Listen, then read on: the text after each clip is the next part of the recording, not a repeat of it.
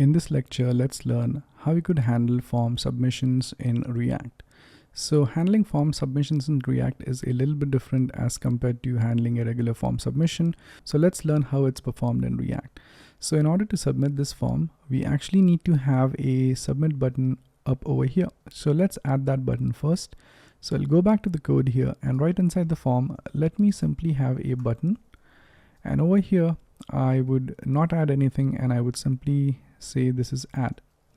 Now what happens is, if I hit refresh, if I type in a first name, if I type in the last name, if I click on add, as you can see, the page kind of refreshes. And this happens because this button which we have up over here is inside the form, and whenever we click a button inside the form gets submitted. And we actually want to submit the form, but the thing is, the data which we are adding here is getting disappeared. And this happens because in a regular HTML based website, this is what is usually supposed to happen. That is, whenever you submit a form, the page should refresh.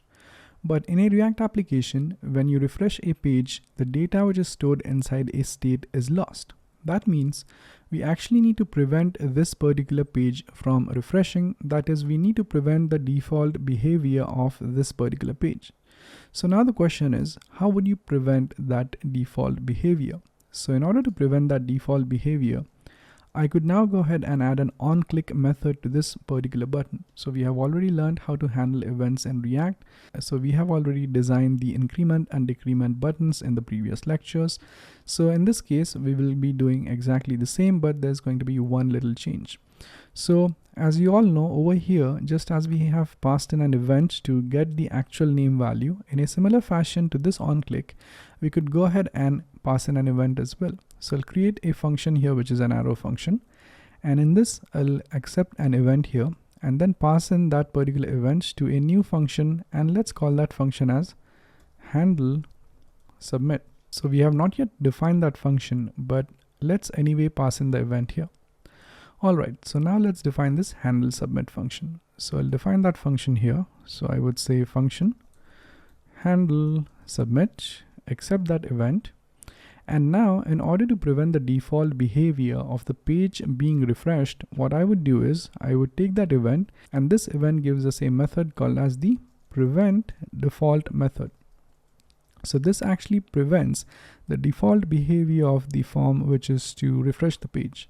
So now let's see what happens if I try to click this button. So let's save this. Let's first hit refresh. Let's add a name, Rob Ford. And now if I click on add, as you can see, the page is not being refreshed. But now what we wish to do is we also want to submit this data as well. So how could we be sure if the data is being submitted? So in this particular handle submit function is where we actually submit this data to some sort of a database. But right now, as we are not using any database, for now, let's simply log into the console. So here to the console, I would simply log in the value of name, which contains the first name and last name. All right, so let's hit refresh. Let's add the name one more time. And if I click on add, as you can see, we get the name object over here in the console, which says Rob Ford. And that's exactly what we want. And if I change this thing to James Paul, I could click on add, and now that name gets logged in over here to the console.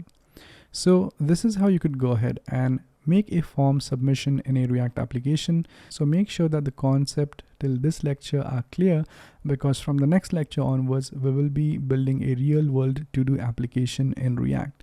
So from the next lecture onwards, let's go ahead and let's put all of our React knowledge to use by building a to-do list application. And we are also going to learn how to style React components in that particular to-do application as well. So that's it for this one, and I'll see you guys in the next one. Thank you.